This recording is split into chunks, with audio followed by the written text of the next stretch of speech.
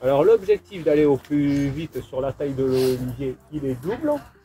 Le premier intérêt, c'est quand on est professionnel, ben, on veut dégager un peu de chiffre d'affaires. Donc au moins je passe de temps sur un atelier, au moins ça me coûte.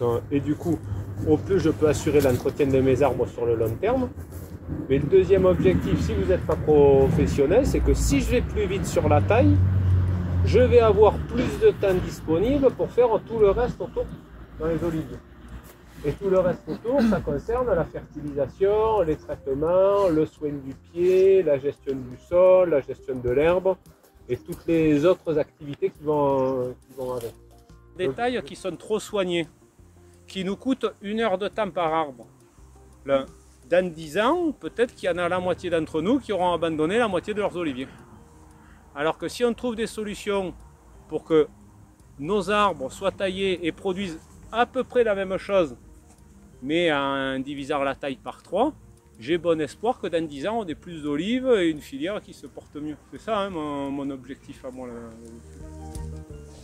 Donc la hauteur de la branche maxi qui sera 2 mètres en dessous, la hauteur maxi des olives. Il nous faut le cadre à droite et à gauche, combien on veut laisser se développer les arbres. Et on va travailler toujours à l'intérieur de ce cadre. Moi je vous conseille de travailler sur ces diamètres de branches. Comme étant 80% de votre activité, elle se concentre sur ces calibres de branches là. J'ai ensuite insisté sur l'organisation des chemins de sève, des grosses branches, qu'on va garder sur 10, 20, 30, 50 ans. Il faut qu'il soit optimum, donc le plus direct possible. Et surtout, vous devez être vigilant à ne pas avoir de réitération. Donc une branche qui s'incline ne doit pas porter une branche qui remonte.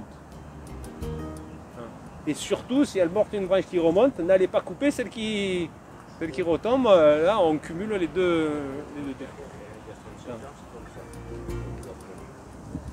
Eh bien, si elles étaient comme ça, vous coupez en dessous. J'ai appris comme ça, 40 ans.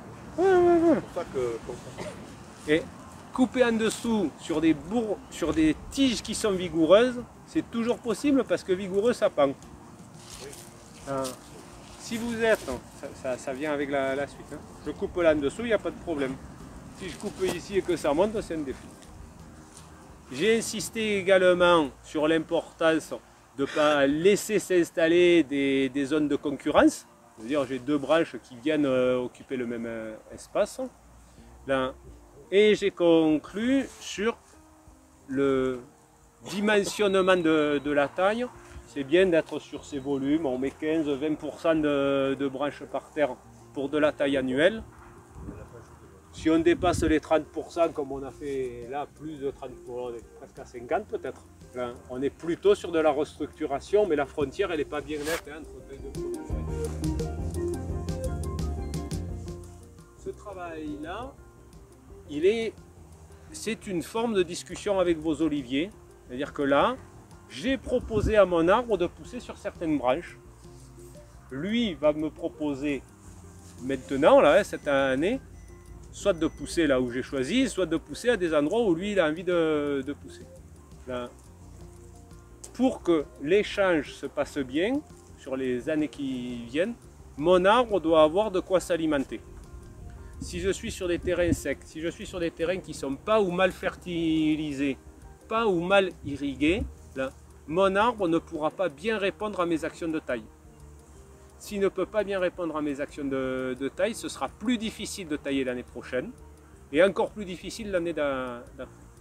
Donc une taille, pour être efficace, doit être accompagnée d'une fertilisation efficace aussi. Donc réfléchir la fertilité de votre sol, ça ne veut pas dire apporter des tonnes d'engrais forcément, hein, mais réfléchir comment c'est fertile dans votre sol, ça doit aller en même temps que la taille. La conclusion, on taille pour que les feuilles qui sont sur l'arbre soient bien exposées au soleil et bien alimentées en sève. S'il y a des champignons qui entraînent des chutes de feuilles prématurées, les champignons c'est œil de paon et cercosporiose, et qui entraînent des chutes de feuilles, je risque d'avoir planifié une taille comme ça, correcte, là, et pas trop intense pour garder de la production. Si je perds la moitié de ces feuilles à cause de l'œil de paon et la cercosporiose, j'ai également perdu mon temps au moment de la taille.